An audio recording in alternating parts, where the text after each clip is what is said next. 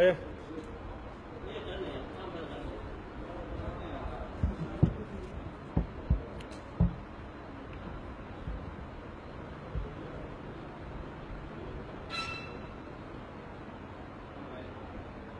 قبلنا بسم الله الرحمن الرحيم الحمد لله رب العالمين وبه نستعين على امر الدنيا والدين صلى الله على نبينا محمد وعلى اله وصحبه وسلم annagoo ka mid ah xubnaha golaha baarlamaanka dowladda Puntland ayaa shirkan jiray waxaan ugu talagalay inaanu kaga hadalno arrin ka socota deegaanka duleedka Kismaayo arrintaas waxay dhex martay dad deegaanka wada degan oo walaalo ah oo maxaan ku raahdaa dagaal si qaab daran oo iska malayn karin isaga dhacay dagaalkaas wuxuu soo noqday in muddo badan ay soo xubnaha kale uga tagay assalaamu calaykum waraxmatullaahi wabarakaatu aniga waxaa la yidhahdaa Cismaan Diiriye Kullane dhammaan ummadda Soomaaliyeed waad salaaman tihiin waxaan rabnaa inaan ka hadalno oo keliya waxa weeye inta danta ah cidna annagu dib u geysan mayno marka ugu horreysa ummadda Soomaaliyeed waxaan ugu baaqaynaa nabadgelyo inay nabadgelyada ka shaqeeyaan ayagoo dhammaantood loo wada jeedo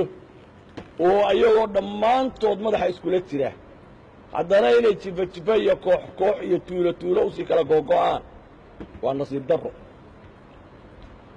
waxaan leeyahay dadka deegaankaa jooga tubada hoose ama galbeedka Kismaayo war nabaddaa idin deeqdeen nabadda qaata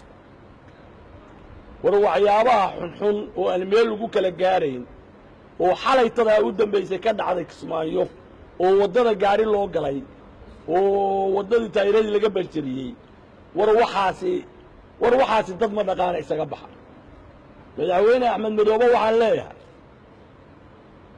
Axmed Madoobow madaxweyne haddee Kismaayo wixii gaara kulley adaa madax u ah ammaanteedana adaa leh dhibkeedana adaa leh xumaanteedana adaa leh samaanteedana adaa leh beelaha meesha ku dirirayana waa beelahaagii adigaa mas-uuliyadi kaa saarantaa hawshaasaa u xakamayn lahayd dadka kale oo Soomaaliyeed ama Puntland ha joogeen ama Kismaayo ha joogeen ama Hargeysa ha joogeen ama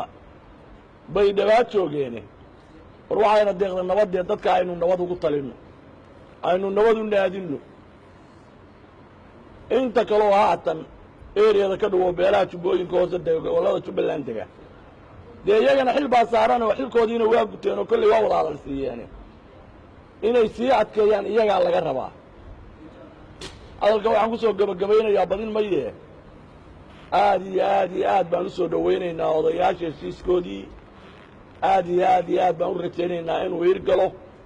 waxyaabaha dheerigaa oo imaan karana in ganaaxyo waaweyn iyo ka dabatag loo sameeyaan rajaynaynaa waa mahadsantihiin